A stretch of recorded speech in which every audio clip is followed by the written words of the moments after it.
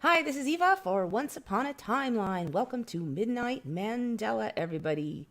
So you might notice my voice is a little off. I seem to have caught a minor upper respiratory infection. Ironically, it's about almost precisely 1 year ago since the last time I had the same kind of thing, right after the second show in late January.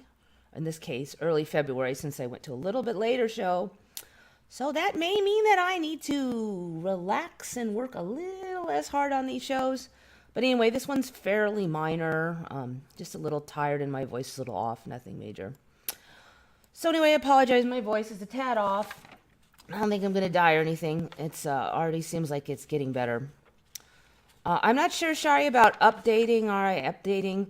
I'm not sure what that question is. I did say 2 weeks ago I would be gone last week because I was at the Tucson Gem Show.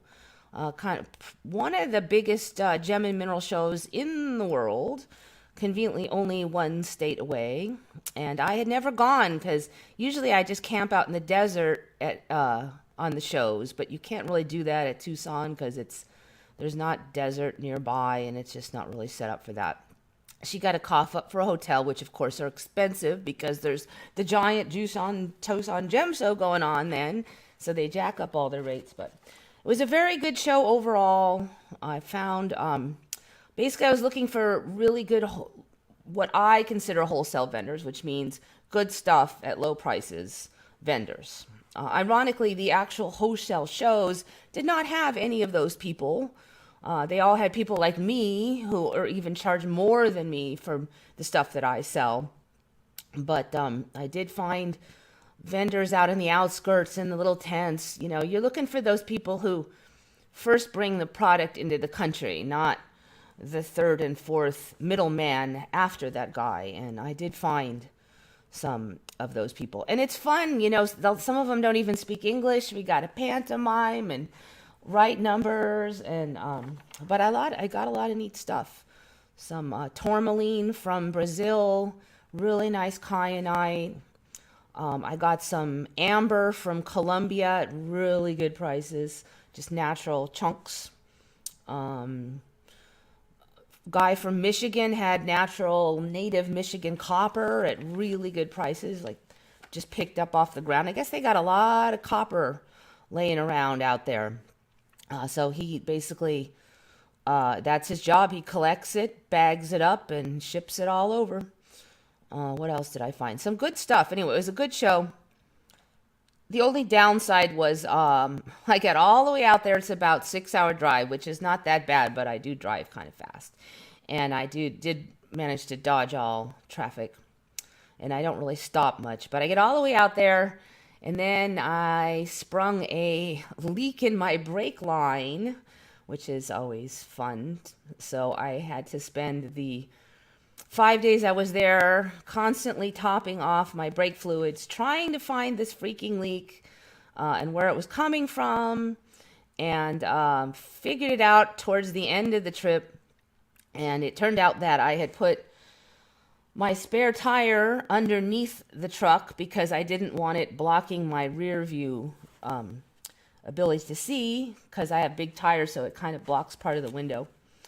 And the mechanism to hold it up had kind of failed a little, and the tire was bouncing around back there, not unbeknownst to me, and was dinging on the brake line back there. So it wasn't broke, but it was impaired, shall we say. So we have fixed that, rerouted that brake line so it wouldn't be down there in an easy to brake location, and we are redoing how the tire goes under there.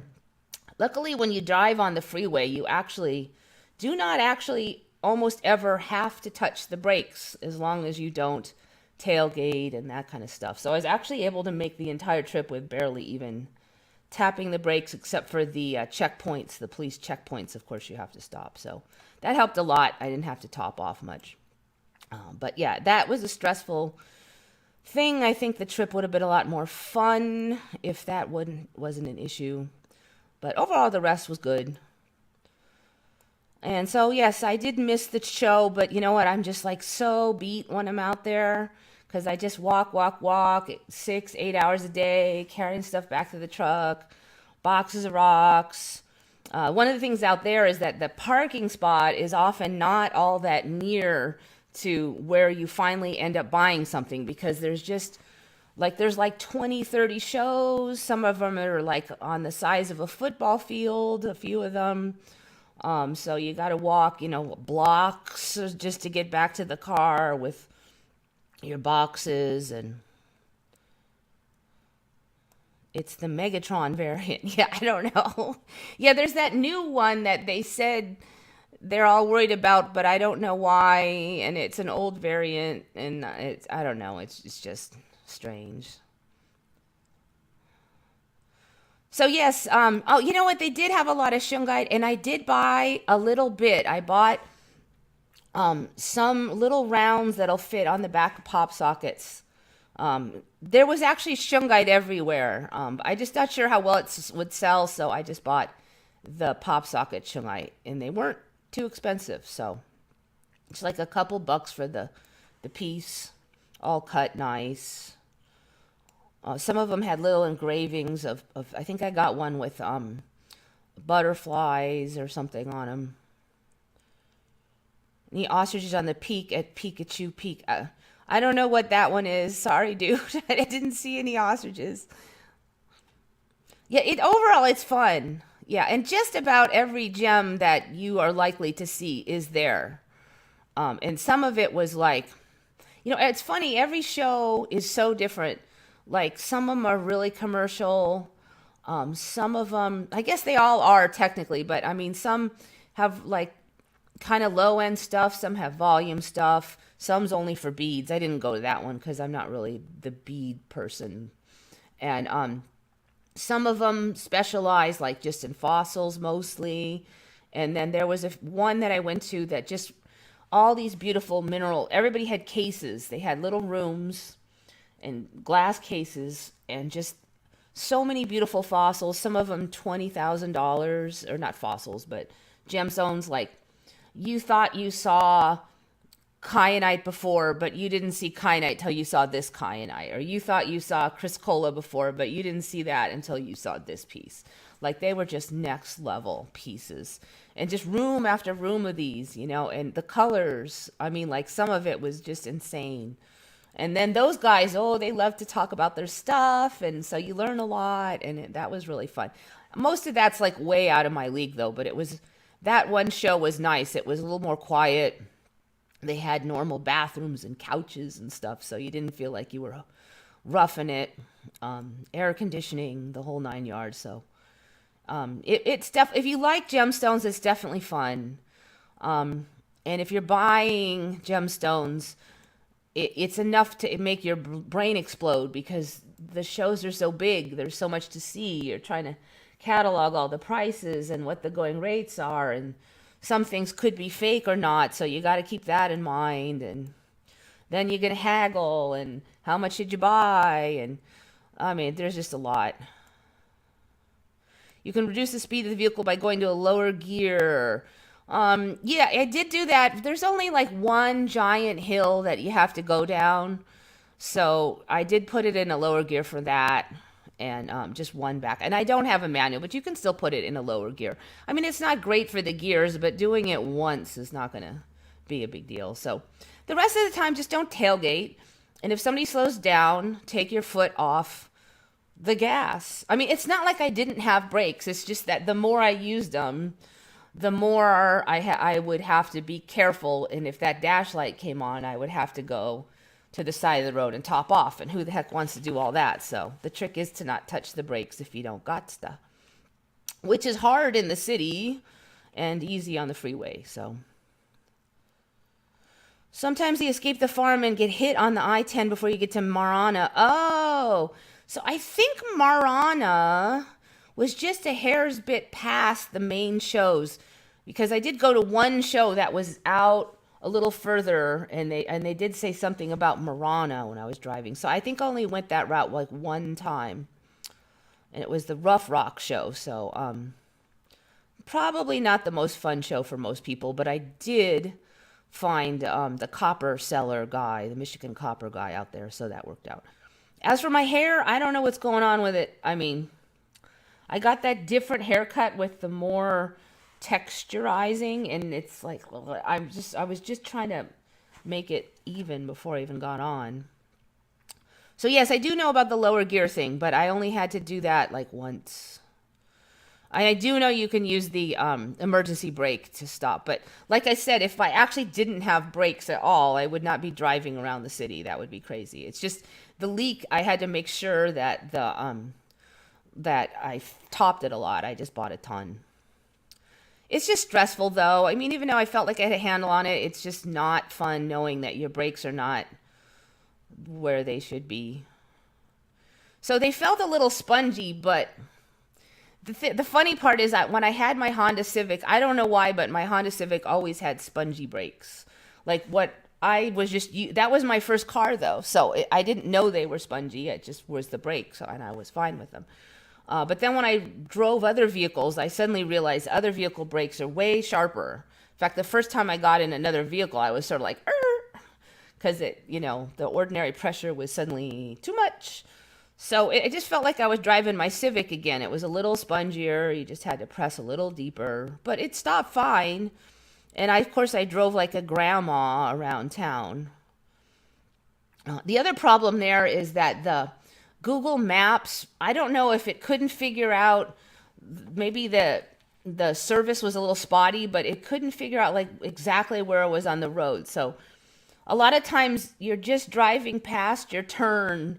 You're like a half a car length past your turn, and then it says, turn left on blah, blah street. I'm like, the F, I can't do it now, So then you have to make a U-turn, and, that was like happened so many times. So of course, that happens when you don't want to use your brakes. Now you have to go down here, stop, make a U-turn, stop again. You've just added 3 stops to the game. It's like, Urgh. But yes, I don't know. I'm all stoked up. I just had a really good time. It was a new adventure. There's so many shows I couldn't even see them all, but I do feel like I sussed out the better shows a lot and got to most of them. Another test for Shungite is you can change the page on your phone with it. It sucks losing your clutch in the way back before Chiriaco Summit. Yeah. Yeah, there's been some stuff. I mean, frankly, I'm on the road, so if it was really bad, you just call AAA, but then, I would it'd probably take days or longer to get the repair done because there's a show in town that probably all booked up. You don't know what kind of baloney highway robbery they're going to try to inflict on you because you don't know those people. Yeah, so that's why I didn't do it. I'm reading.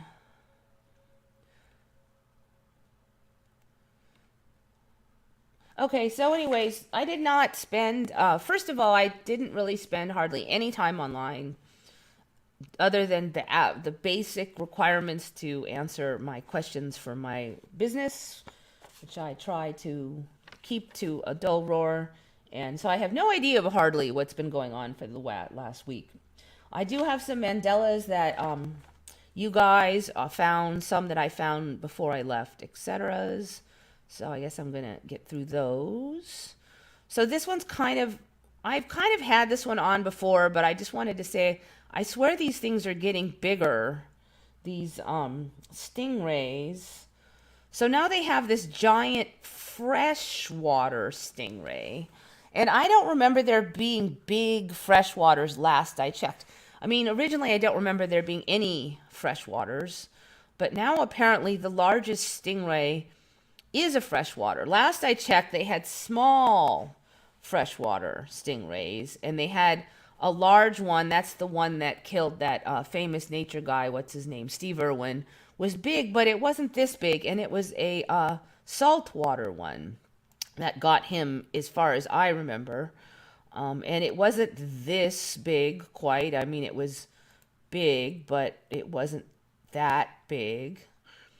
So now these giant fresh ones, they said they get up to 6.2 or more feet. Whoops, that one didn't count.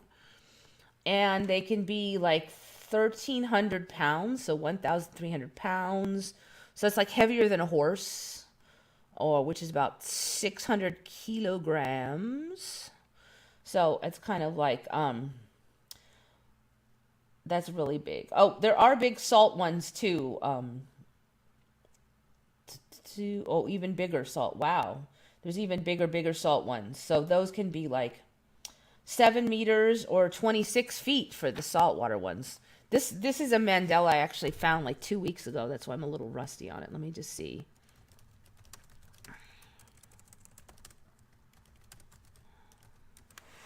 Usually I just found him a few days ago, so I remember better.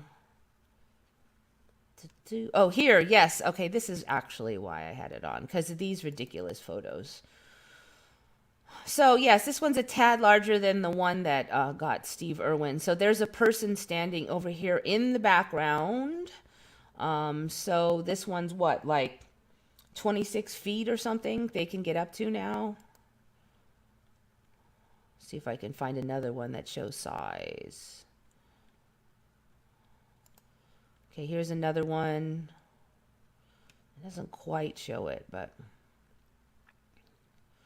Also, these colors are getting even more wacky.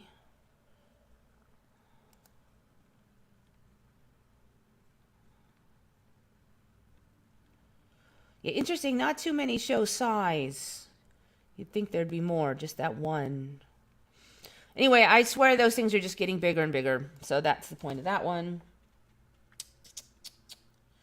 All right, I'm going to cover the front page one. That's called the iridescent Hibiscus Harlequin Bug. Otherwise, Latin name Tectocorus diophthalmus. Here's the Reddit thing. So this one was found by this girl I talked with named PJ online. I knew her from long before the Mandela. And this is I think this is the Reddit post she was looking at. Somewhere down here it said what it was. Yeah, I don't know if you can read that, but that's the stuff I just said. So this one kind of follows what I've seen with a lot of the newer animals is they don't have a consistent coloration. So used to be animals kind of look the same. At least the males would look pretty much the same. The females would look pretty much the same in the same area. Maybe slight variations if they were really in distant populations. But it seems like in recent years you just get like massive variation in the exact same species, even if it's the same gender. So this is an example of it. These Harlequin bugs, every one of them looks quite a bit different in size and color, way more than I used to ever see. So they look like, multicolored candies now. These are all the same bug. So they're saying, okay, they change colors as they grow. Then they have a variety of colors just by genetics. So they'll say that that's the same thing as like one of these and one of these. And I'm like, it's crazy. So you can see all the color variations. Now, not all of them are that exact bug, but there is a huge ton of variation between the same guys now. And really, really pretty guys. So I think they were like about this big. So not massive, but not super tiny either. What was their location? Yeah, 20 millimeters. They suck on cotton plants and a few other kinds of plants. Looks like they're mostly based around Australia currently. So they're in Australia, New Guinea, and Pacific Islands. And they do slurp on a few of the other local trees and stuff. I would not be at all surprised if we find these little suckers spreading backwards and forwards in time to more areas.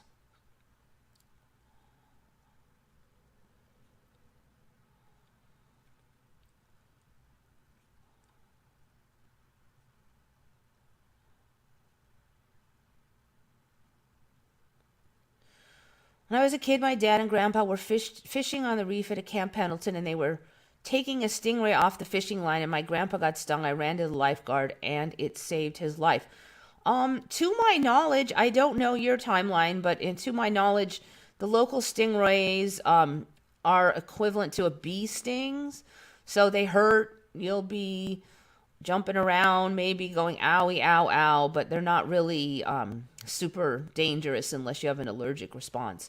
So they say, at least I don't know if the story is still the same, but they say that the only reason that Steve Irwin died was because it was a very large ray with a very long. So they have, one thing they do have is they have long, like stabby prong things. It's like a big skinny fang thing that injects the venom.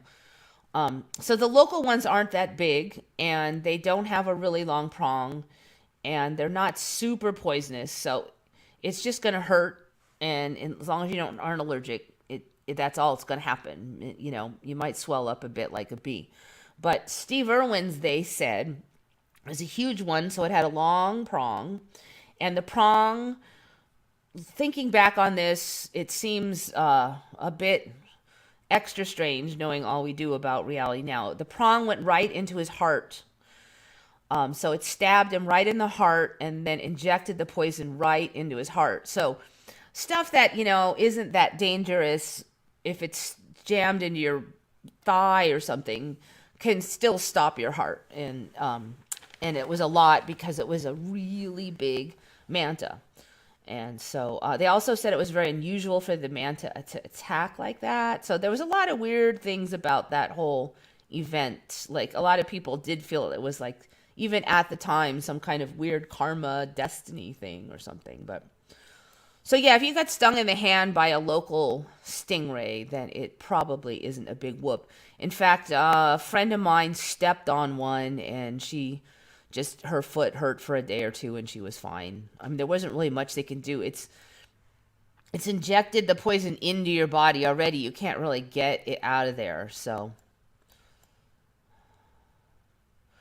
yeah, you just got to shuffle. She didn't shuffle. If you shuffle, what happens is if people stomp around on the water without being able to see where they're stepping, they step on a stingray, it'll lash up its tail and it'll poke you and sting you. But if you shuffle, it'll just move aside. It's the stomping that makes them sting. So you're supposed to always shuffle. And even if you think you can see the bottom, it's hard to see them because they kind of slither under the sand a little, and you won't really see their body there. You'll just... Mr. Iridescent Hibiscus. Uh-oh. Harlequin Bug. And I see that I'm already having computer troubles. There we go. Wait, let go. Weird. Okay, so PJ, actually, I had all these emails from PJ from the week I was gone, and she's been finding more. I think she's getting in on the whole what's the new Mandela's thing lately. So she said she sends them when she finds them. So I got a whole bunch from PJ. And this is another one. I think it just was found this morning. So they have this thing called Megaflash lightning now. I don't know if you've ever heard of it. World record 477-mile long lightning. Megaflash.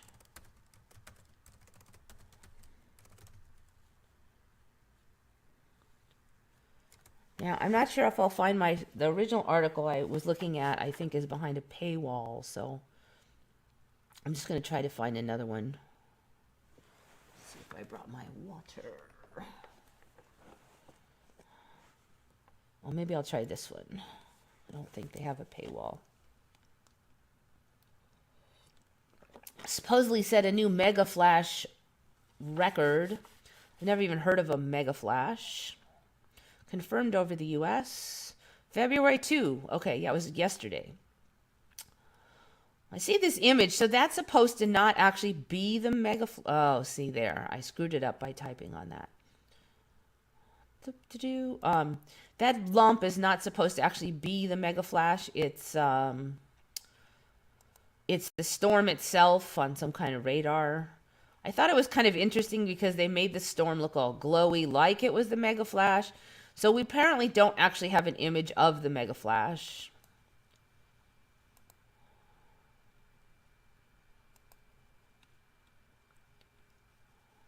All right, there shows the storm. So that shows the storm. 477.2 miles. Leaping across Mississippi, Louisiana, and Texas was the old record. This one beat the old record by 37 miles. Equivalent to a direct flight from New York City to Columbus, Ohio, blah, blah, blah, blah. The organization has also reported a new world record for the duration of a lightning flash. So this one's kind of laughable to me because really in my old timeline, it was boom, and that's the end of the flash. Like you literally, if you're not looking, you're not going to see it because you don't even have your time to move your eyes over. But now they're like, zzz, they keep going. So the new record apparently... a single flash over northern Uruguay and northern Argentina lasted for 17.1 seconds. So that's just comical to me, but that's the new record. The new record, which for me, but it's the new kind of old record for the timeline. It is likely that even greater extremes still exist. Yeah, I bet it will. So I'm kind of wondering if if this is going to be start of some more interesting shapes of lightning and stuff too. Just kind of how this image kind of makes it look like it is almost some kind of weird lightning. Because they call it the Megaflash lightning. They didn't call it like the string beam lightning or something. The term is real vague, so it doesn't really sound like long lightning. It sounds like something, I don't know. It sounds like it could brew into something a little bit more than just length. Maybe they'll combine some of those concepts of length and duration or something. And that's why the universe, whatever's running the Mandela, maybe is mentioning the duration issue along with the length one repeatedly in like every article I saw. Like they're tying them together. I don't know. Maybe I'm just being paranoid, but I'm just looking for patterns.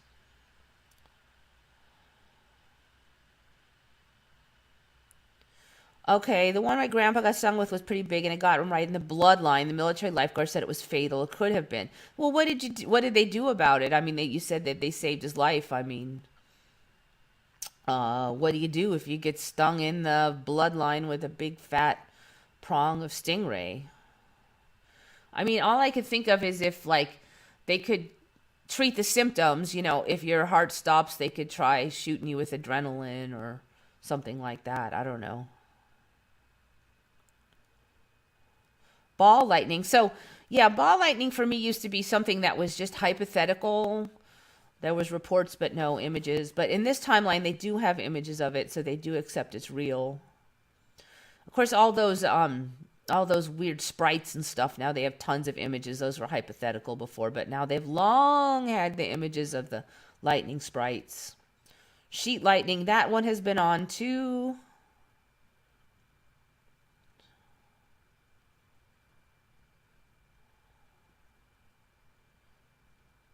So yeah, Sweetheart 11, last week, 2 weeks ago, I said I'd be out of town for last week. So there was no show last week. I was in the Tucson Gem Show last week.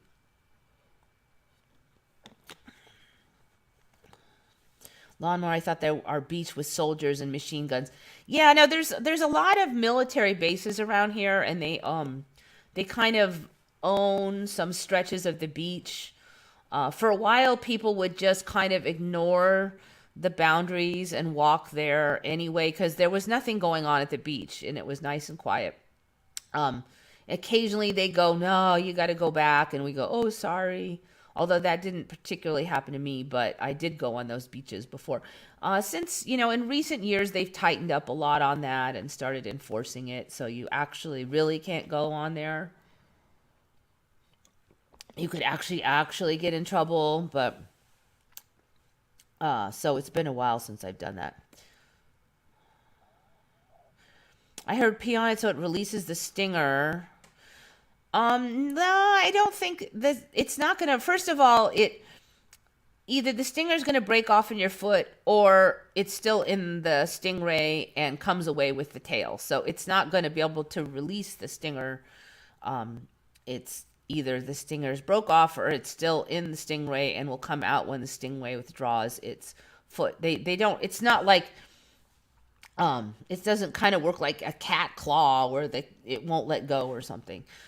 Some people said in the past they used to say the pee would kind of break down the toxin a bit, but then in recent years they said no, it doesn't at all and it's useless. So I wonder if that was just like a timeline that we went through that now is defunct. They gave him some shot in the chest and rushed him to the base ER. Okay, so they probably gave him a shot of adrenaline. So yeah, I mean, if you're going to like cardiac arrest or something, you might need a shot of adrenaline.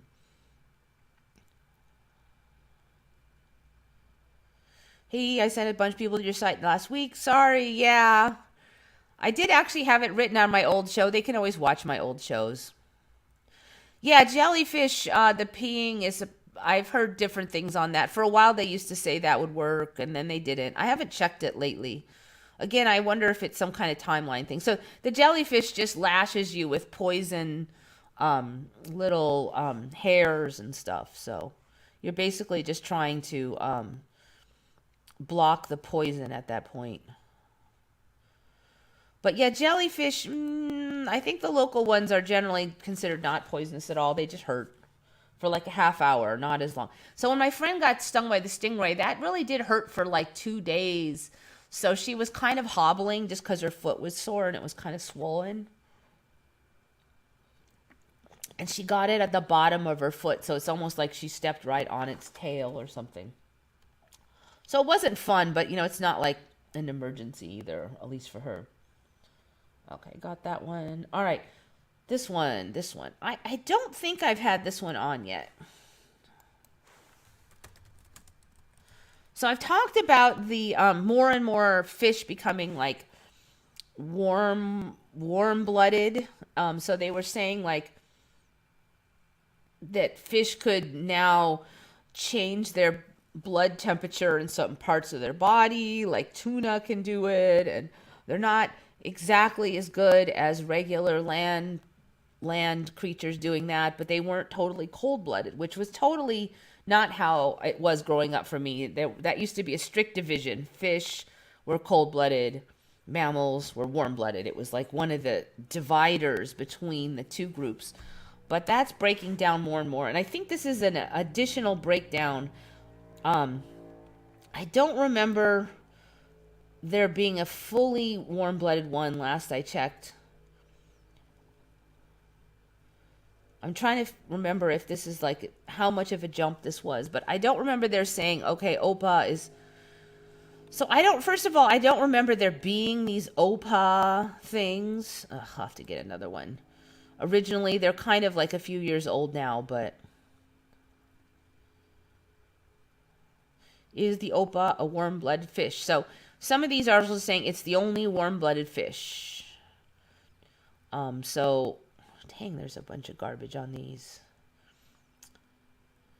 And it's older. It's 2015. So I've been watching. This is supposedly when it was discovered. I've been watching this for years now. And if they said they just found it, then I could say, well, I can't swear it's a Mandela. They just found it. But this 2015. I don't think I would have missed this. So they're saying this fish can raise the blood temperature of its whole body above the surrounding waters, and then it has special abilities to do that even more for certain parts like the brain area. The one thing that they're saying, they're calling it fully warm-blooded, but they are saying that the surrounding temperature still in part influence the overall temperature of the fish. So it's not like as much like as humans, like we'll try to keep ours at like, what is it, 98.6, I think, or 7 right now. We'll try to keep it there despite the outside range as much as we can, but theirs are a little bit more tied to the outside range.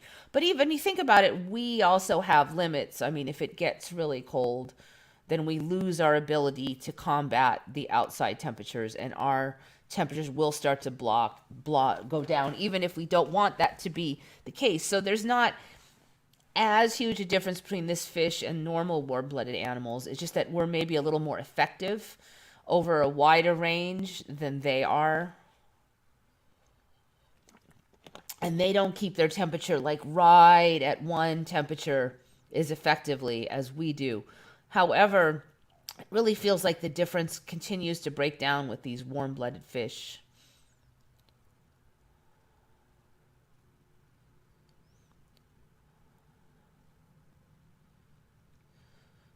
All right, so that's that guy.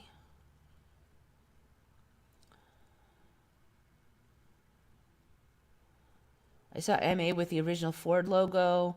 Yeah, that was like 6 years ago's Mandela, wasn't it about? I have heard so many normies talking about the Mandela lately. Yeah, as you're talking about retconned, there was first there was a one of the things on Reddit is kind of a popular subreddit.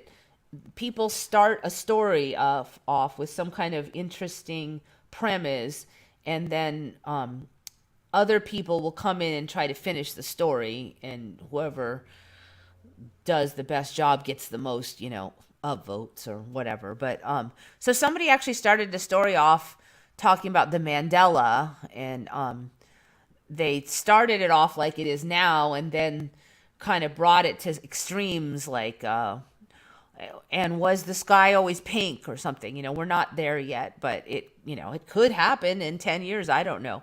And so that actually hit like the main page. And most of the people on there were kind of pretty positive about it, and they had some good stories and stories that we could probably see actually maybe happening because of what we've seen already.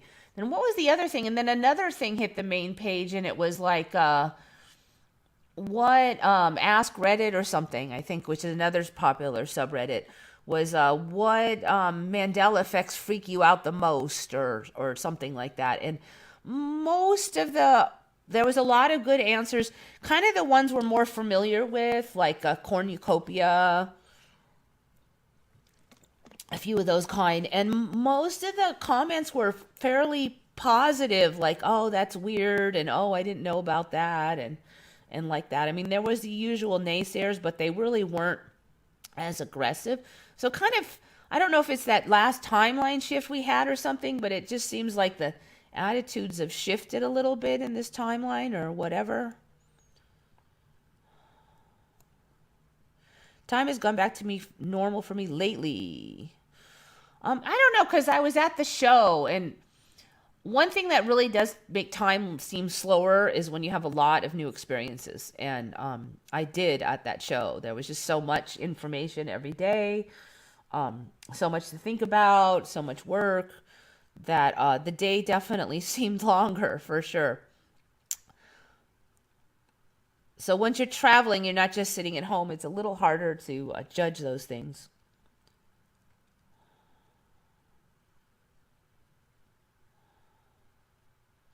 I heard in another chat a whole congregation laughed when the pastor was asked to check the Bible and was perplexed at what the text actually said, and they said Mandela. Ah, that's interesting. That's really interesting. It does seem like there was also a sudden shift in several countries as far as the mandates and stuff that kind of came out of. It was a little unexpected. They weren't really heading in that direction. Suddenly they're like, oh, we're ending all the mandates. I mean, it's not all gone, but it was definitely interesting to see that sudden pullback in some locations.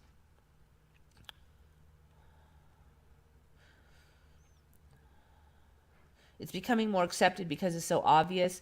Yeah, I think also it's just, it takes a while for people to wrap their brain around these weird, new, scary concepts. So the first time they hear it, it's going to be really threatening to their worldview. But, you know, it's kind of like ghosts. Everybody made fun of that at first, but then over time it became less and less laughed at. So I think we're seeing that same process with the Mandela now, but it's just going faster because like everything's going faster. So the younger kids are more accepting of it. The older people have had more time to kind of process it and maybe laugh at it a little bit. Even if they're not totally on board, they don't get as triggered as hard as they used to at first.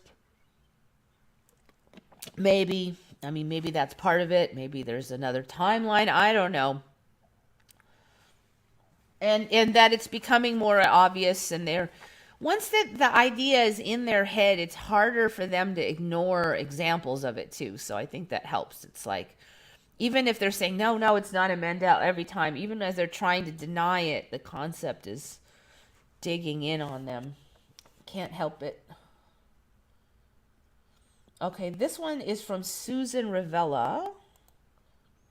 Luxury. This is another weird tech thing. I mean, I can't swear this is a Mandela, but it sure seems like a lot.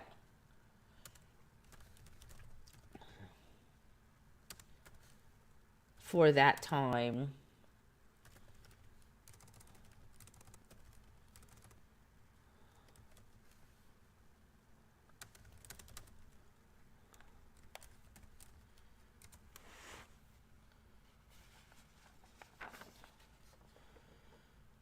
Let's see if I can find that little guy.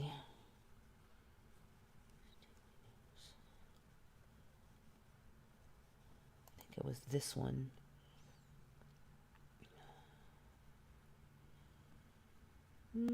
Oh, it's a different one. Wait.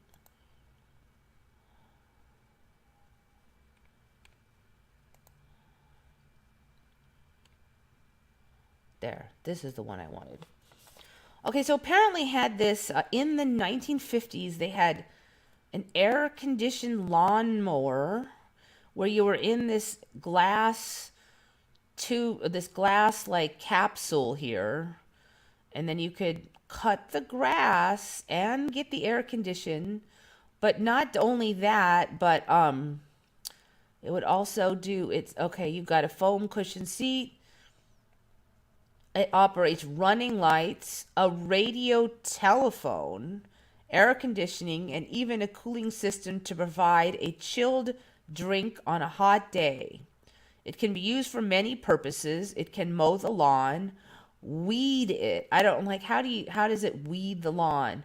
Feed it, seed it, spray for insects, plow snow, and haul equipment. It can be even used as a golf cart. Why don't we have this today? I'm like, what the heck? Was it $1 bajillion? Even so, I just, it seems like quite a lot. It's not even a lot of functionality for the time. It's not even all that big. I don't know. It's just, I feel like, the stuff we have today isn't even that good. So I thought that was an interesting one from Susan Rivella. Good find. All right. Well, I'm actually burning through them really fast, so I'm going to read more of yours.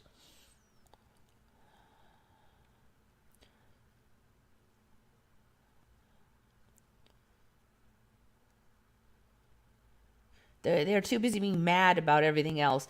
Yeah, I don't know. It seems like if you go on social media, everybody's hysterically furious at everybody. But when I just talk to regular people, there's not a lot of people like that. Most people are way more in the middle.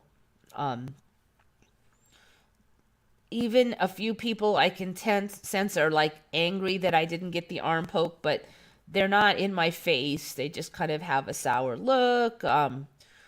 I don't know. The average people aren't like the media makes out.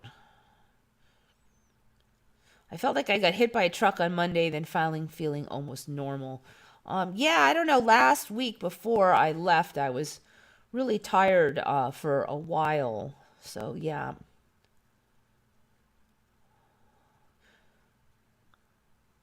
I thought Toronto was the capital of Canada, but it's Ottawa. Um, I wouldn't swear on that one, but I would have said it was. That's I can't say for sure though, but regular misconception. You really have to wonder anymore if there really is many misconceptions that were totally misconceptions and weren't just on some other timeline somewhere and that's how they became believed as much as they had. Now, some of these, okay, it does kind of make sense to guess that the one city that you've heard of the most in a country is probably the capital. So I could see a misconception coming out that way in that case. But on a lot of the other ones, it seems much more unlikely.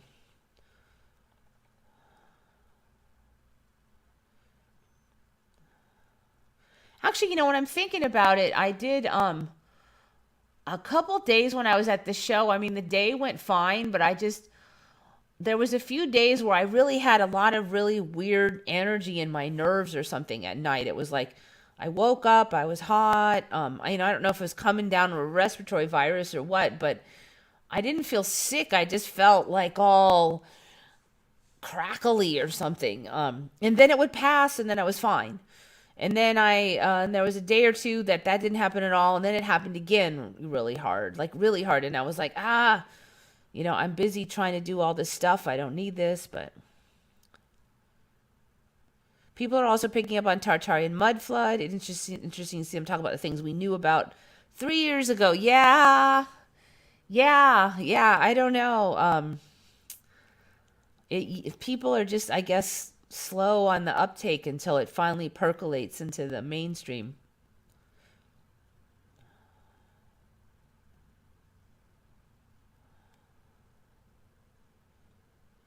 So John Levi, he's interesting to listen to.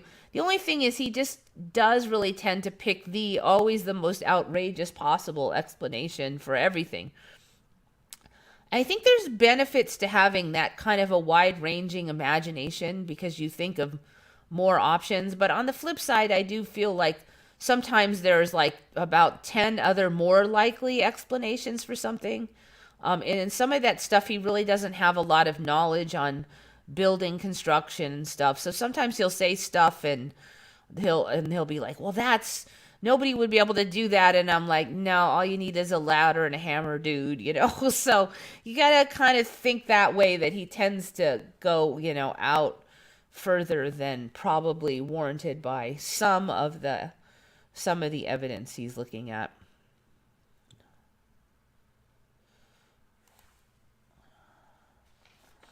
I also wonder, people like John Levi, he how much does that level of imagination actually even maybe contribute to some of the future changes that will become Mandela's, just by the power of his imagination and so many people following along? Does it that in some way, if he has millions of followers or whatever, I know he has a lot, I don't know how many, all kind of believing him, does that actually right some of our future shifts, maybe? We've seen that things like in cartoons become reality.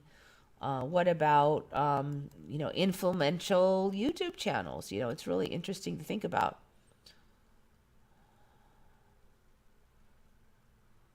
For some reason, I've seen a lot of talks about Elon Musk lately. I only know him since 2019. Yeah, a lot of people feel he really came out of the woodwork, and it's definitely interesting. Kind of some of the paths he's taking, is basically taken over the skies with Starlink. There's He's talking about putting brain implants in people. He wants to take over the self-driving car markets. For somebody who just came out of nowhere, a lot has happened in like 5 or 6 years with that guy. They started talking about Australia being in the middle of the battlefield before and being nuked, and that's why it's the vast deserts. Who the heck knows? I don't know. Interestingly, I just saw a joke about digging to China again on the mainstream TV of the last few days, which now you can't do that because, well, you never could. But, China is no longer on the opposite side of the earth. It once was on the opposite side of earth. I had checked it on the maps, but now everything's slithered around and it's not anymore. Yeah, see, that's the other issue is he finds this old stuff and, oh, it's a cover up. Well, I know some of that stuff just didn't exist before in my timeline. I've seen that it changed. We saw that Tartaria was suddenly on the old maps when it hadn't been. Well, now it's all over the place on the old maps. So that brings out a whole nother element to these things, is that a lot of people are saying it was hidden information that's coming out. Well, hundreds of years later, why would they let it out now? I mean, what secret discoverer found this information and released it to the internet? There's no such person. It's just stuff showed up on the internet and people like you and I are Googling and finding the images. Well, how did they get on there if they were covered up for 200 years? Who put them on the internet now? How did they end up on these cheesy websites all over the place then suddenly if they were covered up all these years? I mean, it doesn't really pass the sniff test to try to wedge all this into some of these conventional explanations like it was all just a cover up. If it was all just a cover up, it would still be a cover up unless there's something else going on.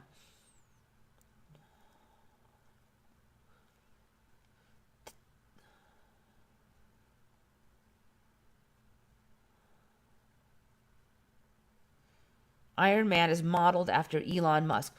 Interesting concept. Yeah. Okay.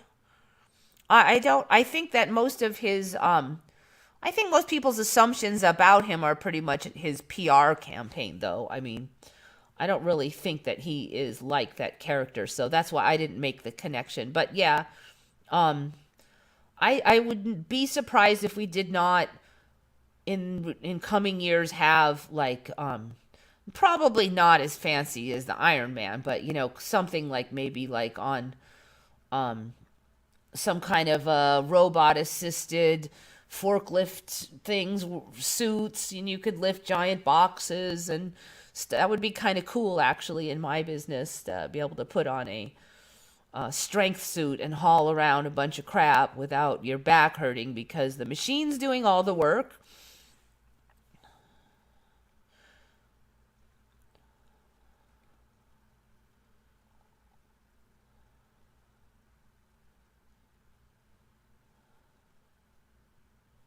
Stark is an old character. Okay, yeah, that's true. I don't really follow it, but you're right. Most of that stuff's pretty old.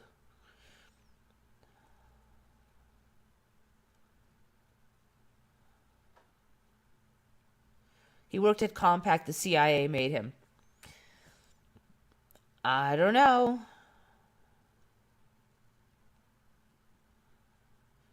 I mean, we've seen stuff go backwards in time. And speaking of that devil, okay, this one was found by Gaykinder, who comments on the channel. Speaking of stuff going back in time,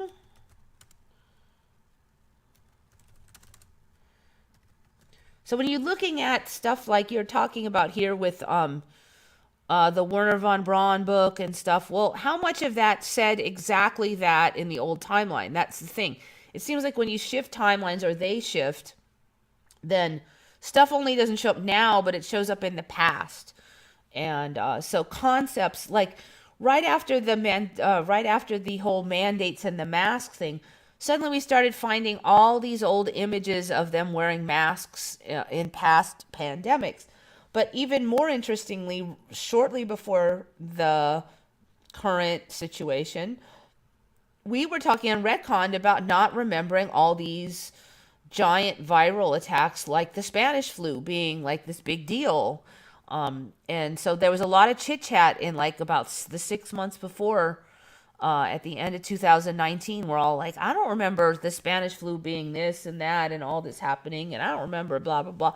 So basically, these pandemic issues sort of showed up in history for us, and then suddenly there was this current one. So when you're talking about Trump being basically the eyes of the world on him for over 4 years and still now to some extent. Is that going to go back in history too? Is that why, some of this stuff is showing up in our history? I don't know. It could be though.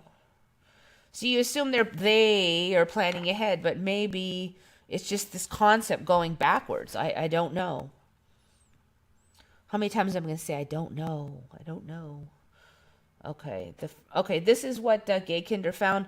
The forgotten drone of World War II. So now they're saying that they used drones in World War II. Now, it's not the kind we're used to that look more like helicopters, but they're basically unmanned planes.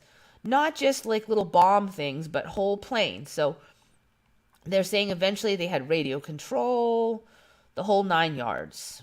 Then there was kind of a weird song and dance where, well, jets, bombs were faster, and so more countries went with these regular bomb things, and somehow people decided against the drones or something. I don't know. It was kind of a weird song and dance. I feel like these are just basically showing up in World War II now, and the storyline is trying to cobble together why we decided they weren't useful. Excuse me. But then now, of course, they're useful as the bejesus, but seems a little suspicious to me. So yeah, we have jets in World War II. We got drones. We got like everything. Waiting for the aliens. What about Ameka, sentient robot lady? That's that robot that they made I know there was one robot where they made her a citizen of Saudi Arabia, of all things. But I mean, I don't think that the AYI is really, I don't think there's any evidence that AI is so sophisticated as to be self-aware or anything. So it seemed like more like a publicity stunt. But you do have to wonder about the precedent of that, and what that might say for the future is interesting. And why even make the publicity stunt? So I wonder who, was it the Saudi government that did that robot? Because it would kind of maybe make a little sense if the Saudi government was trying to bring attention to its accomplishments.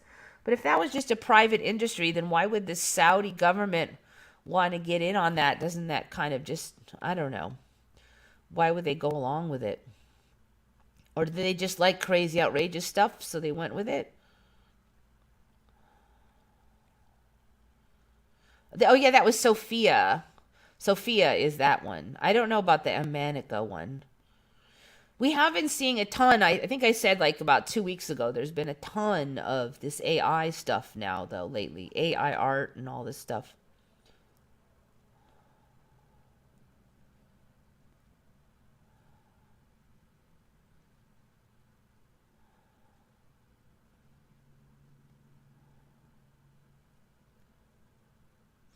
Okay, a lot of people are saying they swore Meatloaf died a long time ago. I'm not sure on that one. So I don't really have a comment, but yeah, I've heard that from a couple other people. Another strange thing is people have started talking about World War II not won by alliance. Not won by alliance, like the Allies, you mean? Not won by the Allies? That story certainly has changed a lot. I'll give you that. So long ago, I heard that they'd taken like one or two of the German scientists over here, and then pretty soon it was a whole bunch of them, and then it was a huge thing, and then next thing you know, that guy was in charge of our program, and blah blah blah. I don't know. The story has definitely gotten a little shifty. And on the flip side, Hitler is kind of toned back on his evilness on the current story. He's touted as more of like kind of a drug addict, and he was animal lover, and he in some areas he was really, not that bad a guy, and maybe he was just sort of delusional with all the drugs and job. I don't know. It just seems like the story has definitely shifted a lot.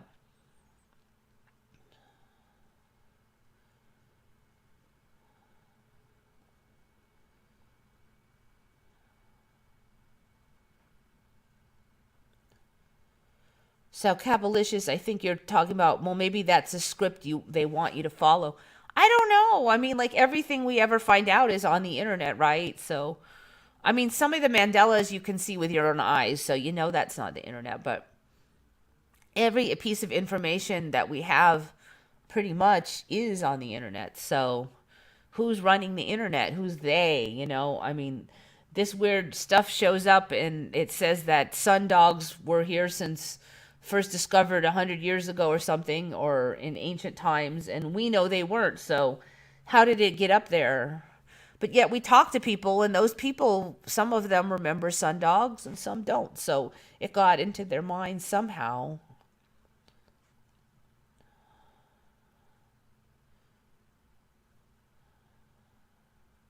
I don't remember a big mask Spanish flu either. Although I'm not good at visual history, it always seemed to me as these photos of masked people started with COVID-19. Yeah, yeah. Yeah, that's what we felt too. And suddenly it was the thing that they always masked and those, but we don't, I don't even remember that episode existing with the Spanish flu.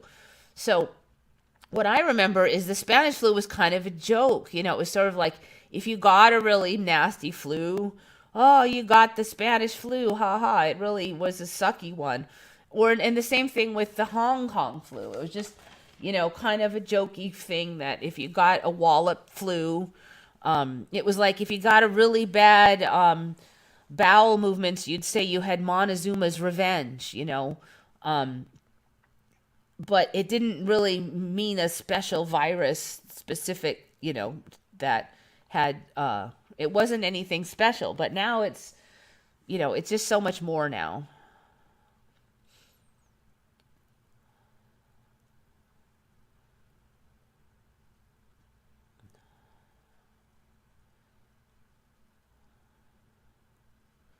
They took hundreds of scientists. I think it's a really high number now. So originally it was just like two guys and that was it, and now it's like we have them all. I don't know. It just seems like it's really morphed slowly.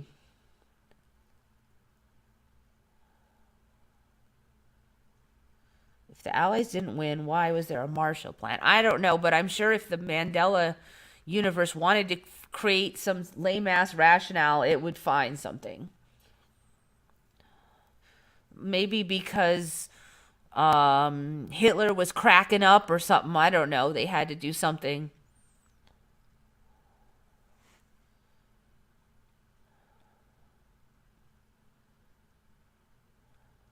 Meatloaf died previously for me of heart attack.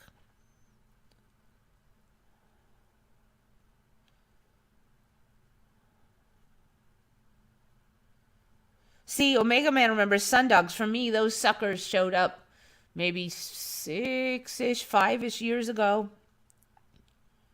And they're so extensive now. Now they're getting all rainbowy and stuff. Hitler had dark brown eyes. Yes. In fact, we always were taught that that was part of why he was so hypocritical, because he said blue eyes were the chosen race or whatever. And he didn't even have them. And he didn't have blonde hair either. But now his hair has gotten lighter, so he's less of a hypocrite. He was this accomplished artist now, before he became, whatever. Spanish flu reminds me of Star Trek Next Generation with Mark Twain. Time Arrow. Yes. And I believe that is the episode where Chakotay died for some people too. But not now. I actually did see the episode where Chakotay died. So I was really confused when then later episodes he was suddenly not dead, So I thought that maybe they were earlier episodes, but then I was like, I never saw, for years, I never saw any more episodes where he was dead. I'm like, well, maybe that was the last episode of that season, and I'm still watching, but then I just was like, whatever. Until somebody brought it up in the Mandela and said, I remember him dying. I'm like, oh my God, he didn't die. Okay, so the mustache, let's look at Hitler's mustache. The Hitler mustache has morphed a lot. That one has Hitler. Okay, we'll just do this. Kind of a timely conversation considering the whole Whoopi Goldberg thing. Seems like Hitler and Nazis are much in the news. Okay, so actually it hasn't changed a lot for the last few years, but I remember this like more pencil-y mustache that was short. And now it looks like he's got like basically nose hairs. I don't remember it being all schnuffled up under his nose like that. But it's slowly kind of shortened in. Used to be a little longer, it got shorter, and then it got like, and it used to be really like straight too. It was really orderly, and now it just looks like hair is cascading out of his nose. So to me, that has changed a lot. It used to look so regimented. It really does. It has gotten a little worse than last time I saw it. I don't remember it looking. It looks like it's gotten even more bushy. It's gotten more stupid looking. Look at that. It really. It didn't used to extend up into his nose like that. That's really quite amusing. Yeah, it is worse. Look at that. That's so worse. It doesn't even look real now. It's so fluffy. Look, he's got this spindly hair, and then there looks like a giant mouse bud is coming out of his nose or something. Look at that. It almost looks like he bought like a piece of bear fur and stuck it on there or something. Yeah, you're right. It is worse. It's worse.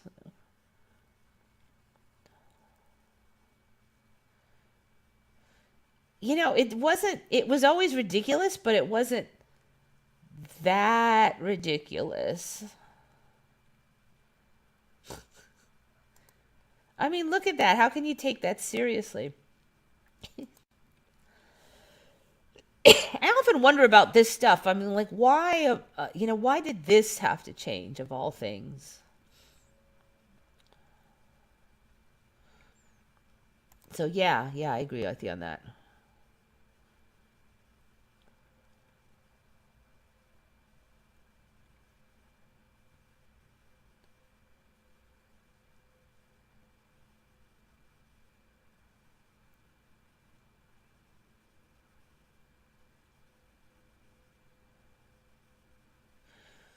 Monty Hendricks talking about the plague doctors with the beaks. Those are a Mandela to me. I did not have.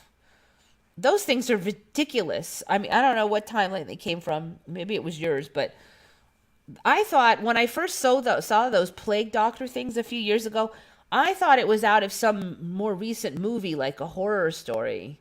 Because sometimes stuff shows up and then I find out it was in like Chainsaw Massacre or something, and that was where the meme came from. So I thought it was a meme from a recent story.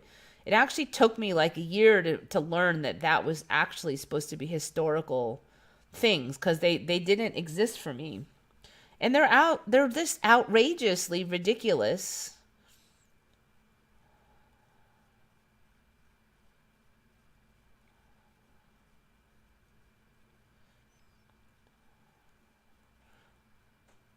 White bow rainbows. Let's see if I've seen those.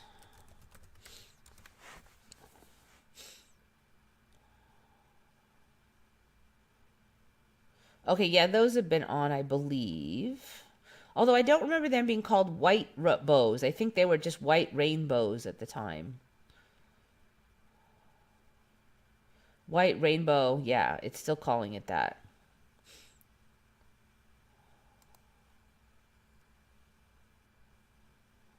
Oh, and Hitler is a vegetarian apparently now, or sort of a vegetarian. An artist, and he was an animal lover, so he banned being mean to animals and stuff. None of that was in the old timeline. Oh, you saw the episode where Chakotay died? Yeah. He died when he was over on that, not Kremlin, but what did they call that ship, the enemy ship that was messing with time? And he died when he was over there in some kind of fight over there. And then the second half of the episode, he was dead. But now the second episode of the episode, he escapes that situation and makes it back to the ship now.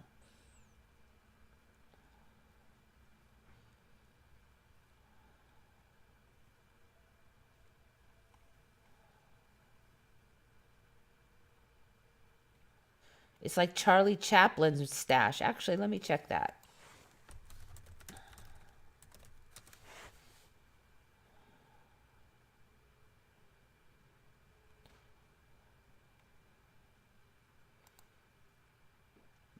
Is it coming? Are we going to get it? Here we go.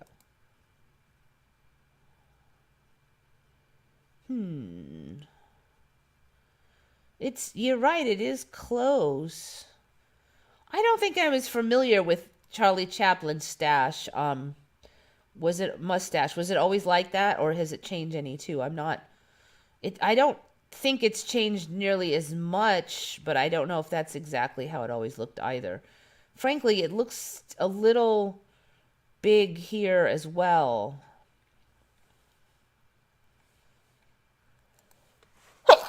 Excuse me. Then I remember. So maybe that was just the look then, but it is interesting that Hitler now has a mustache that looks like a comedian. Excuse me. But you're right, it does look a lot like it. And it's all kind of sideways out before, so it used to be like this for me. I don't know about Chaplin, but for Hitler it was.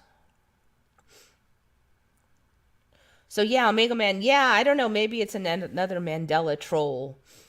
You know, who's running this? Is it our own, like, higher selves? Are we just, like, trolling our own selves, or what?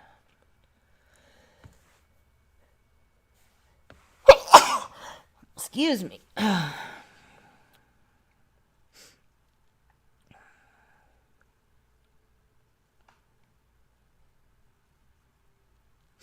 So you remember Chakotay dying. Yep. And then they were all sad on the ship because he died. And I was like, oh, that kind of sucks because his character was pretty good. And I felt like it added a lot of interesting mix into the ship. So I thought it was kind of... And I was also sort of like, I wondered why they killed him, because it felt like his character was fairly popular and added a lot to the storyline. So I didn't really see a reason to off him. So I had wondered if maybe the person who played him wanted off the program, or they had a fight with him or something, and that's why they got rid of that character, because it really just didn't seem necessary or particularly useful to off his character otherwise. So I thought it might be some off-stage issues.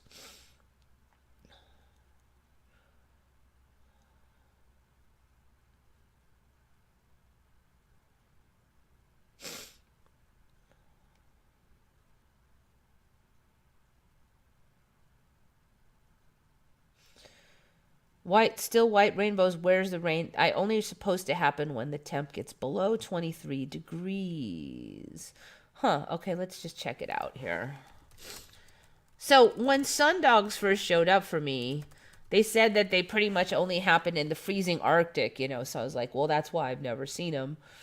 But now they're like everywhere. So I wouldn't be surprised if they come out with the white rainbows with all these stipulations. And people think, oh, well, that's why I've never seen them, because I don't live in that environment. And then they drop, once people get used to the concept of them existing, the stipulations drop away.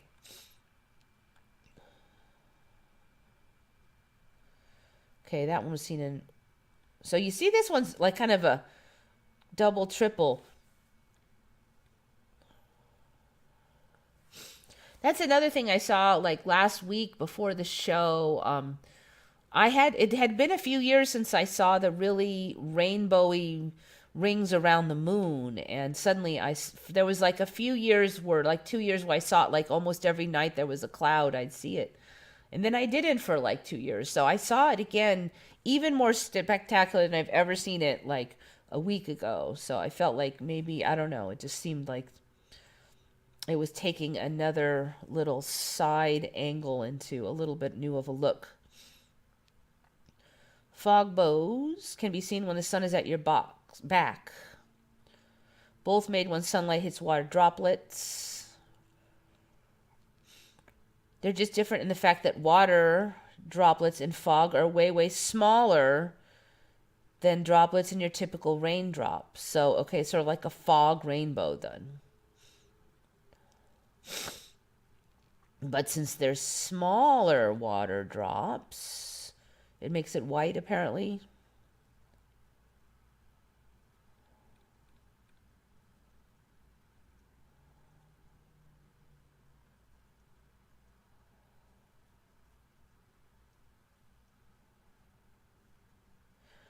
With fog bows, the colors are smeared out. Fog bows are made from big droplets that are still 100 times smaller than the plump raindrops. Most light is diffracted or scattered. The light waves don't spend enough time within the droplet to refract enough to separately, cleanly, and focus into colors. They mostly overlap and appear white. Okay, so there's nothing on there about it having to be really cold for fog bows anymore. These white rainbows just need fog, apparently. It's an illusion created by fog. Well, I mean, if you want to say it's an illusion, then so's like kind of everything. Yeah, there doesn't seem to be any storyline anymore about these extreme temperatures. I believe you, though. That's how they come in a lot. They come in on like the outskirts of where anybody would ever see them. And you go, oh, well, I didn't know about these because they were really far away and rare and blah, blah, blah. And then the stipulations drop off later, slowly.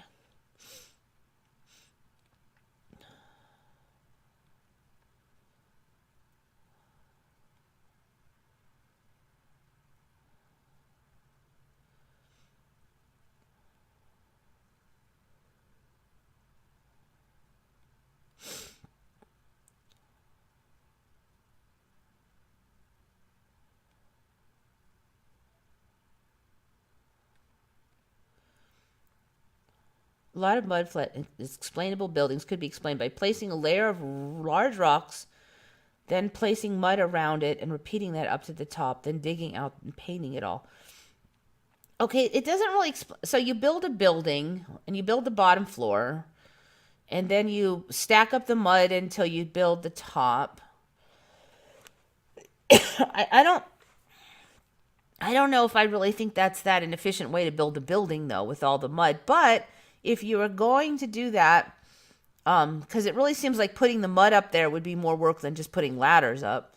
But say you're going to do that, would you be like too lazy to dig out the bottom floor again? You built a whole floor that was not meant to be foundation, and then you just left it buried. It just seems highly unlikely. And all the more so if all the surrounding area did not have a big stack of dirt. Why wouldn't you just push the dirt back off your building? So one of the big arguments about mud flood is why are these buildings still buried?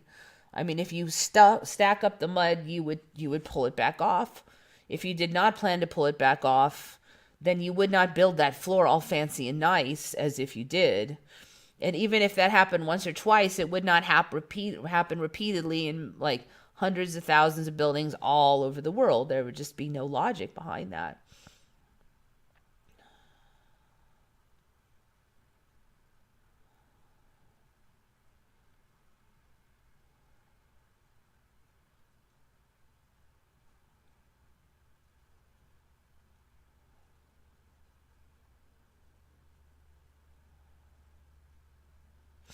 Yeah, moon halos, I think they are. So I didn't have those until about like 4 or 5 years ago. And then they were all the time. So it was kind of neat to see it again. But, every time, I don't know what to think anymore. Like part of my brain's like, oh, it's so pretty. And then part of my brain is like, that's a lie. It's not even supposed to be there. And Yep, rainbows have a beginning and an end. I've had that on before. I noticed that you can actually get to the end of them now. You can actually drive up and then go like, I'm in the end of the rainbow. That didn't used to be the case because they would recede as you approach them or shift around. That you couldn't get to them.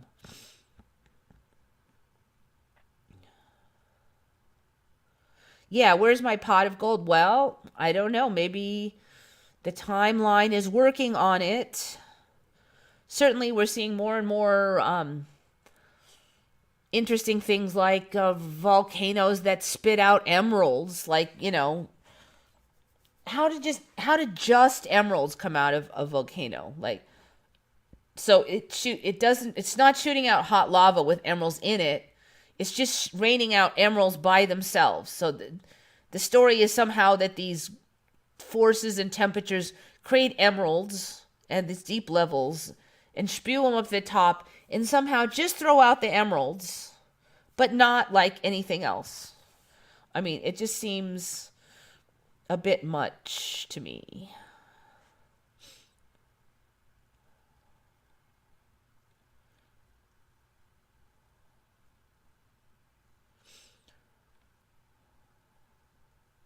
There was no star forts like, yeah, so first the star forts were just a few, then they were everywhere, then the shape got even more weird and bent, and then they weren't only just by water, sometimes they were up high, and then the Statue of Liberty was sitting on one, and then, yeah, them things are growing faster than snowflakes themselves.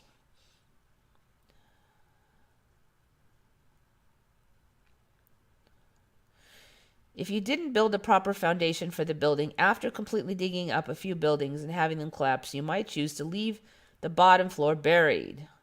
Well, I mean, the thing is, you're going to build a building and that'll happen once. And then after that, the builders are going to know that this is what's needed for the foundation. And they'll build it as a foundation. They're not going to build it with fancy windows and fancy doors, knowing it's going to stay buried. So, like I said, once or twice that may happen. And then they go, okay, we need more foundation. So they're going to plan for more foundation, yes. But they're not going to plan to put windows and doors and fancy trim in an area that was going to be left buried. That would be ridiculous. I mean, there's just no way that would happen at any kind of a regular basis. So I still don't feel like it passes the sniff test there.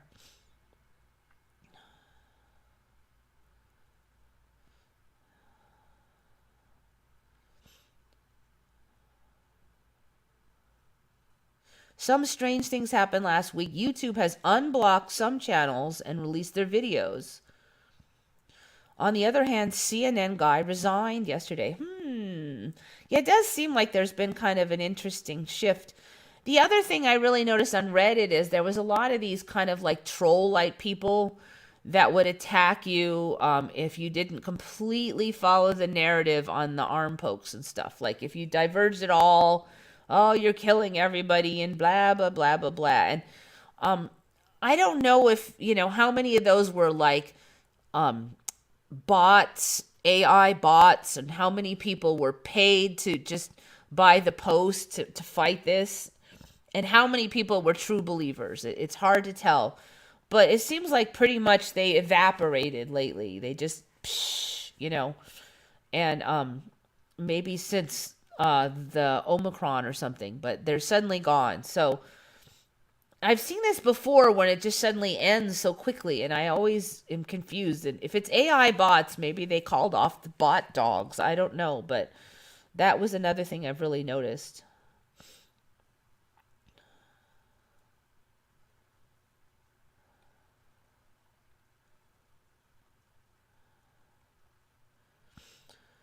There's a guy that keeps track where all the forts located everywhere, really middle of Sahara. Now there are, I have found that like starting last year, but originally they were all by rivers and stuff. At least for me, blue lava. I don't know where. I don't remember saying that today, but yeah, there is blue lava now. Started at one volcano, but now they said there's multiple. I wonder if they have green lava. It probably will come. You know, they do have actual kryptonite now, by the way. So that's another Mandela for me.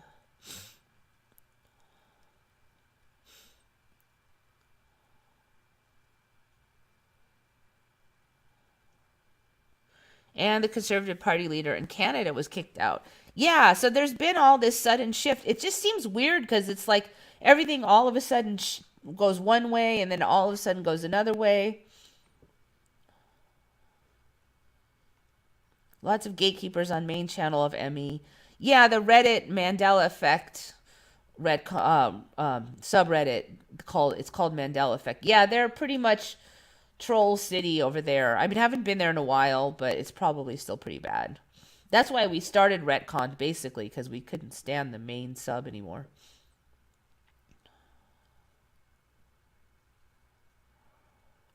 Oh, speaking of the devil, let's see.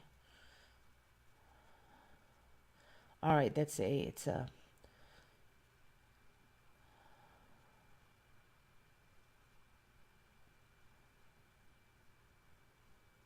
Ooh, wait a minute. Do we have it? Do we have it? Ho ho ho ho ho. Why green lava? How'd you come up with that?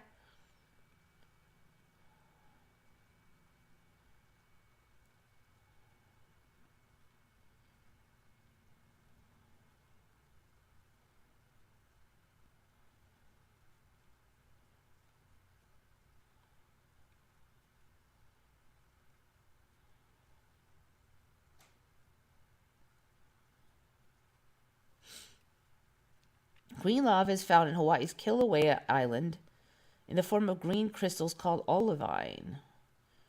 They can turn the beaches green. Olivine, when found in discrete lumps, in other words, crystallized, is what jewelers call peridot. The birthstone for August. Okay, so there's something like green lava. I'm kind of thinking that the lava comes out normal and then supposedly crystallizes into the peridot. I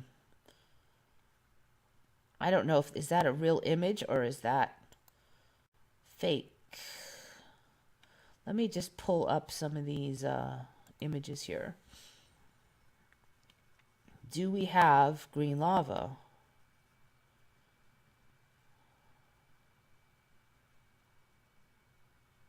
All right, so there's lava that's green-ish.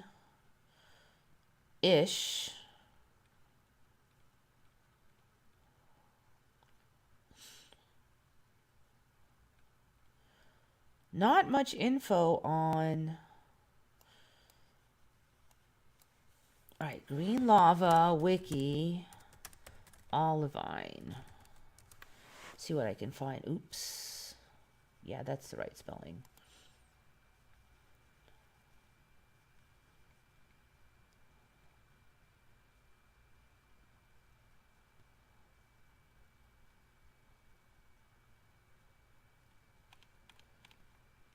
All right, let's see if we can just get green lava then.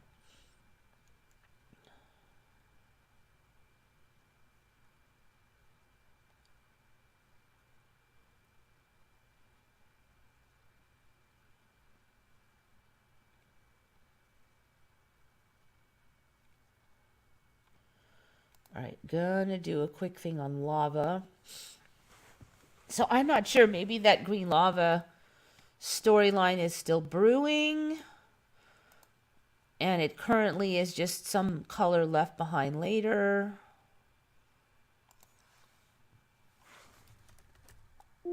Just gonna do a search for green, but nothing is showing. Morphology.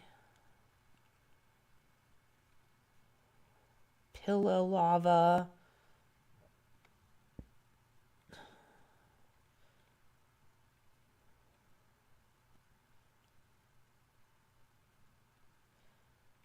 Lakes, delta.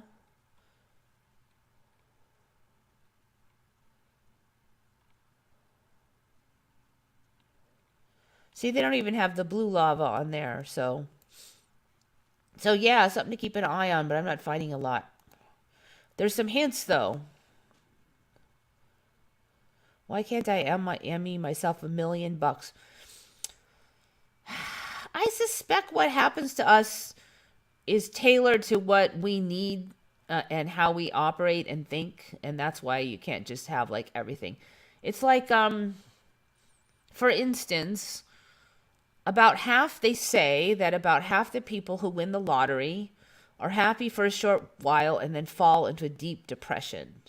Basically, the money was not psychologically healthy for them. They couldn't deal with it. And I think it might be that people assume that money will make them happy, and when they get money and they're still not happy, it might be even harder for them because now they don't know where to go. If you don't have money, you always have this hope, I'll just, once I fix up my life, I get this new job, I get a better house, once the kids are out of the house, once I find a man, once I get rid of this man, once something happens, I'll be happy. And then you get there and then you're still not super happy. Then you just keep making these things. Once such and such happens, I'll be happy. And you're not happy. Well, a real common one is once I have a bunch of money, then I'd be happy. So the truth is money is a convenience. It can't actually give you happiness generally. It's pretty rare. I've never really heard of anybody becoming you're happy for a few weeks, but after the months pass on, you sink back to your regular level, except for with money. In a nicer car, in a nicer house, and your same old demons are still there. Except the demons are worse because now you don't have a game plan to get rid of them like you used to. And you probably have new issues, like maybe your relatives are trying to get you to give them money, or people are being nice to you just for your money or whatever. So now you got additional issues. So it's not always like this panacea that a lot of people think it'll be. And I think that's why sometimes reality does not give you money, because you think you want it, but you won't really be happy if you got it. I think a lot of times that's the case. It's like a little kid, a 5-year-old kid says, "Ooh, I really want a tank and a horse for Christmas." But, the horse would probably kick him in the face and he'd probably blow up the neighbor's yard with the tank. It's better if you don't get stuff until you're really ready for them or they're right for you. So I think that's why a lot of times you don't get what you think you want, because there's a lot of strings behind those items that you can't really understand until you have to deal with them.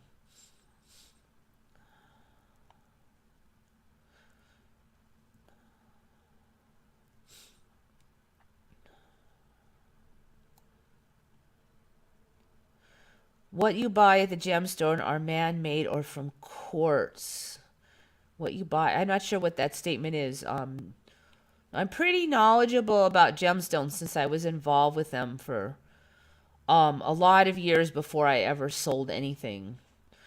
And I've also been out in the field and dug them up myself. Geodes, digging out in the middle of nowhere, digging up out of the ground, fossils, fossilized palm tree, and we have regular fossilized wood out here.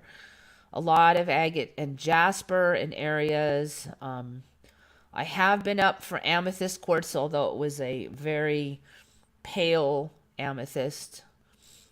Opals, there's a hill with these little mud balls. You crack them open, there's like tiny little opals in it. You got to crack like 500 of them before you find an opal, though, so it's a lot. What else have I dug? Petrified stromatolites, I've gotten those. I don't know, there's others, I can't remember them all. Oh, garnets. So I've seen them in the wilds too. I'm pretty good at not getting fooled. I mean, nobody can ever claim 100%, but I'm sure we are living in an illusion. This is the big question. Is it a kind of digital simulation like the Matrix, supernatural prison? I don't think there's like actually a computer simulating it. I call it a simulation, but I don't think it's necessarily one that's by, conventional means that we make simulations. So I don't really consider sim theory and then that this place is a dream type situation all that different of a concept. I pretty much lump those together. Basically, it's some kind of, it's not as solid as we thought, and it's created for us as kind of an illusion of type. I suspect the brain itself is sort of like the processing thing. Like, if you're doing a VR, virtual reality video game, you put a headset on. But I suspect instead of a headset, what we have is a body. We put this body on. We're squished in here. And that is our interface with this illusion. The senses, basically. We're squished down to like the 5 basic senses plus whatever ones are saying are there nowadays. But that's kind of how I look at it. I mean, I can't swear to it, but that's my general opinion. Pink volcano. Okay, let's check out pink volcano. Smoke comes out pink. Oh, that's funny. I have not seen that. No way. Okay. Okay, obviously it could be fake, but we got some video. That could be fake too, but still.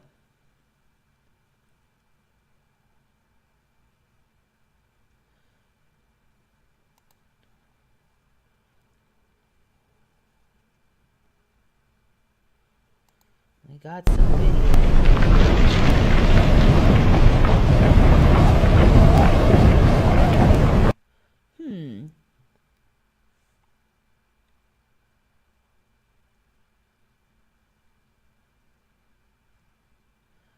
All right, why are they spending an hour talking about bagular volcanism? Pink volcano.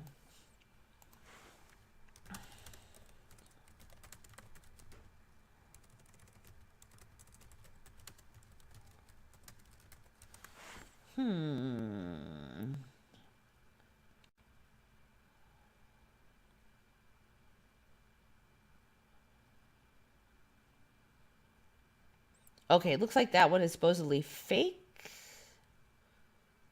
Pink volcano eruption is artists. Yeah, okay. Claiming to show pink volcano in New Zealand are false. This video shows a rendering by a 3D artist from Prague. All right. So yeah, the pink volcano is currently not real. However, like any meme, I do think we have to watch it for some version of it showing up in reality.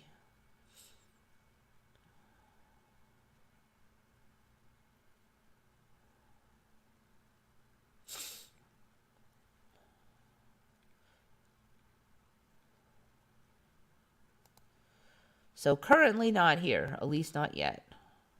At least not officially.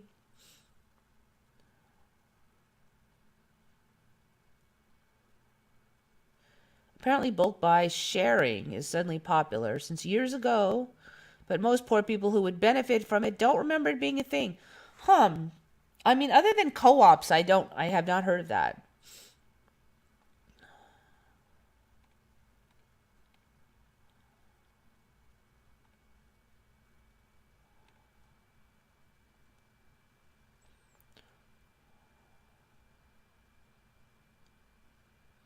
Star forts were built by ancient civilizations. They weren't forts, they were energy devices. Well, that's the current popular Tartarian mud flood theories. Wouldn't be surprised if some evidence would continue to barf up to support that now that bajillions of people across the land believe it's true. That's why this power of belief thing is so interesting to me, because it just seems like enough people believe it and it'll show up in some form. Maybe not the exact one that they thought, but you'll see evidence of it. And it's like battle of the belief systems anymore. I ordered a Lemurian quartz, wondering how it will turn out. Yeah, so, in the industry, the Lemurian thing, basically quartz crystals have a certain shapes that they come in. Quartz crystals are definitely one of the more common crystals, and they're pretty cool looking.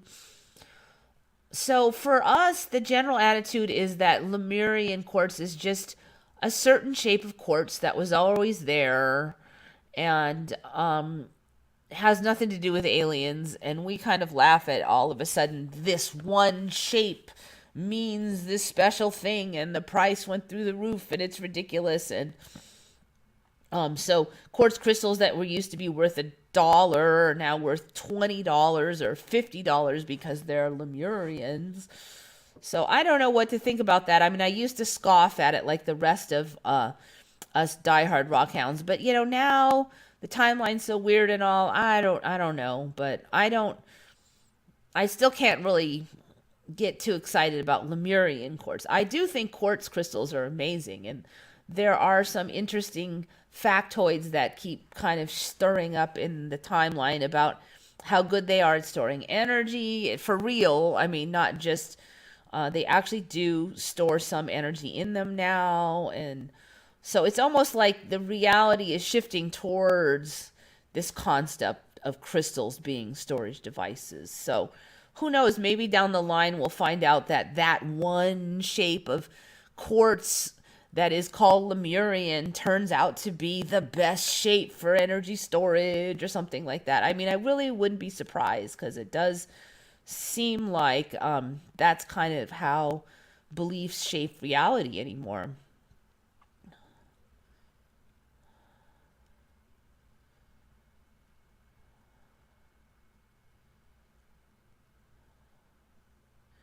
Okay, so I don't know on the peridot. So you around here, we can actually find peridots around here. They're tiny, but we have a fair lot of volcanics activity that happen. Not right near my house, but you drive like 3 hours or something, you can get to old lava flows. Some of them do have peridots, like little ones in there, but it's obviously a lava flow. It does not look to be meteorites. That's a whole different spiel. So I don't know. I mean, yes, there is peridot in meteorites also, but I don't really see the difference between the meteorite peridots and the ones that we find, and the lava flows. And frankly, peridot is not an uncommon stone, and they are known to be thrown out of volcanoes and stuff. So I don't know what to say on all that.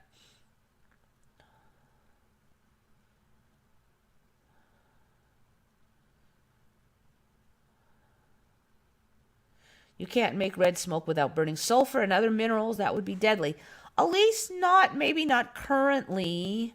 But if the timeline wanted to make something, it would figure it out, and it would say the weird interaction between this light and this mineral causes an iridescent redshift or something. There would be something. I mean, you can't come up with something too wacky for the timeline to like justify. Skeptic is a word that lost all meaning, just like awake. Yeah, for me, I just, I definitely changed my attitudes a lot on that. Where, how can you know what is fact and what is not? A skeptic is trying to find out what's real, but if nothing is real and facts constantly change, then what is the even point of stressing yourself overly, on that? So now I just kind of like, well, what is the common accepted reality is reality, but that's so shifty. So I might have a line on the common accepted reality today, and next week there might be a whole different one. So if I believe something that's wrong now but later became right, am I right or wrong? It's just it's not worth stressing out over anymore. They don't store any more energy than other rocks. Last time I checked, they actually did. I don't want to say it's only quartz crystals, but yes, they did. And we did some experiments. It was actually quite a number of years ago where it would hold a small charge and stuff. It was nothing earth shattering, but I mean, remember crystal radios and stuff? I mean, they do have some interesting little quirks, and that may change to be more powerful quirks over time, too. Eliza Powell's got to go. Thanks for coming. What are the hard facts in an illusion? Yeah, and in a constantly shifting one where everything is being retconned all the time, you know? Well, everything is vibrating at the atomic level and they make geometric shapes. Yeah, they have the piezoelectric and stuff.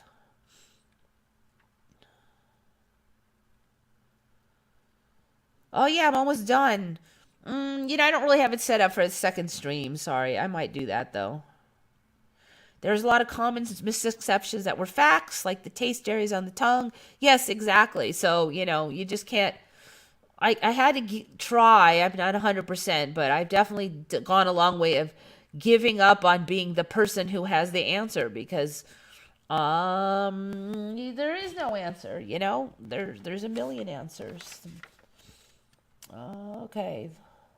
All right, I only got one more, so I'm going to cover that one. Gornaya Sharia. So I covered this one before, but it looks like it's becoming more megalithic looking. So it's the Gornaya Sharia megaliths in Russia, if I believe correctly. Yes, Siberia, Russia. So these guys, before they were saying it was megaliths, but I really felt like it looked all natural. But now they're just starting to look. So these ones here, this image is, first of all, it's more blocky than I remember. But I would still say that that looks natural, probably. But they're starting to come out with images that are looking less natural. So that is looking less natural. I'm going to find some of these I saw. Little bit less. It just seems like this one's shifting towards being more like a megalith. Like this one.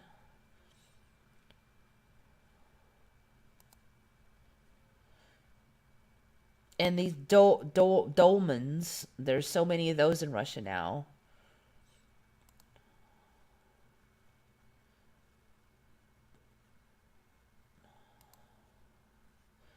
So this is starting to look more like the dolmens, which are kind of like these old structures. I talked about those about 5 years ago, I think. I don't remember the dolmens being there. So these sort of morphing, we're seeing more. Oh, here's one that really looked. This really looks artificial here. It looks like there's some kind of door cut. This is completely level all the way across. These look fairly even and up and down. Like there was some kind of a basic foundation with these on top. So this is also Gornaya. How do you say that again? Gornaya Sharia. I don't know why I'm having so many problems with that one. So this particular image actually really caught my eye as just looking way more artificial than I remember. So some of them still look less so, but some it's like,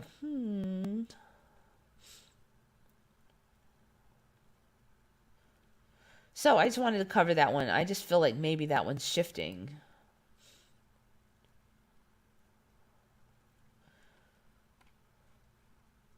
See here, again, this one, it looks really more artificial.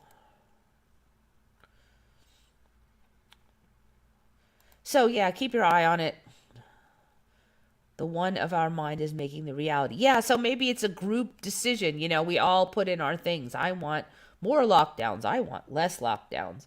Then when enough people get sick of the lockdowns, do we then shift away from the lockdowns? Omicron gets generated. Now we have an excuse. I don't know, you know, just throwing it out there.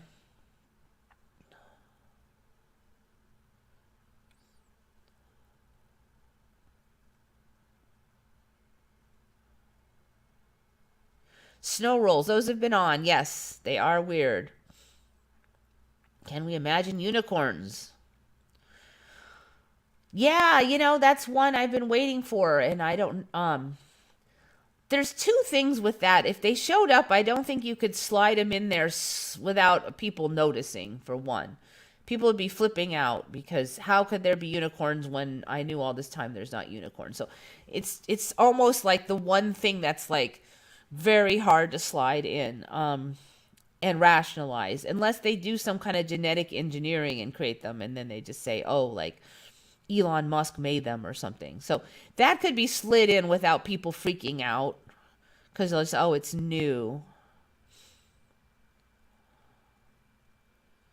So yeah, anyway, I got the a cold and I'm tired and I'm not going to do more than the 2 hours today, but I'm definitely going to look into maybe trying streaming on streaming on something like here and at the same time streaming on maybe Odyssey, and then I could continue over there and like say whatever I want. It also would make more sense if I have more Mandelas. I'm kind of out of them now, so yeah, anyway, I've heard of this Gornaya Sharia thing, but it just seems like it's a lot more extensive.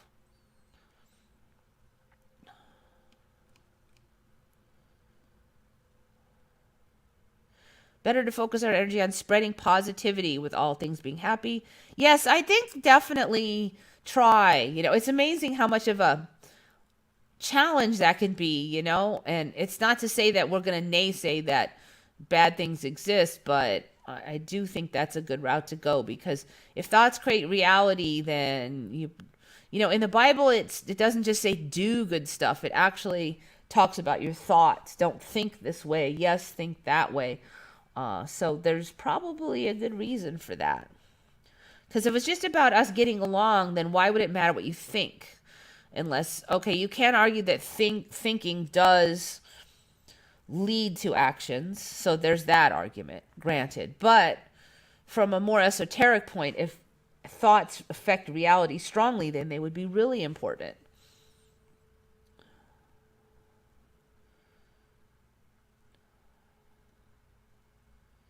They'll bring back to life the prehistoric unicorns. Maybe, but one thing I've noticed about them is when those prehistoric unicorns came out first, they were a lot more blocky. And they seem like they're slowly getting a little more interesting looking. It's kind of subtle at this point, but they just don't look as cumbersome as I remember first seeing them.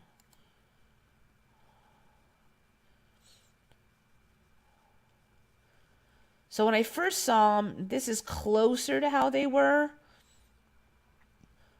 But now they're starting to they look almost more like rhinos or something. So the depictions seem to have altered. Also, the horn has gotten, I would say, a lot bigger on some of these. That's like totally ridiculous. So I don't know. I do think that they're going to have a tough time slipping unicorns in, but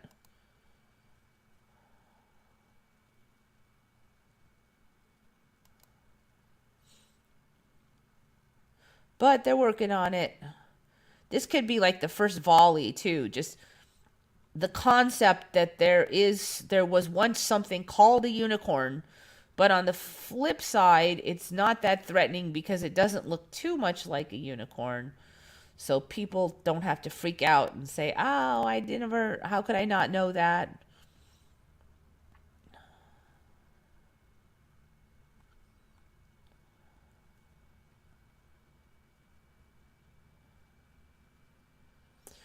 Yep. So anyways, I do suspect the more we try to be positive and go think in more, I don't know, I hate to use the corny words, but enlightened or whatever methods, that probably feeds into the timelines. It probably feeds the timelines we end up in, because if we raise our vibration, then we're going to vibrate and fit in with a different kind of timeline. So I would definitely try your best, including, love thy neighbor, even if they're being kind of an idiot, and sympathy and all that stuff. Because I think the more you do that, the more, you get back what you put out. So it's worth it.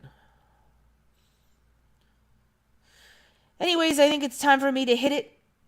So thanks everybody for coming, contributing as usual. And I should be back as normal next week. I don't have anything else scheduled. So this is Eva. So think good thoughts, everybody.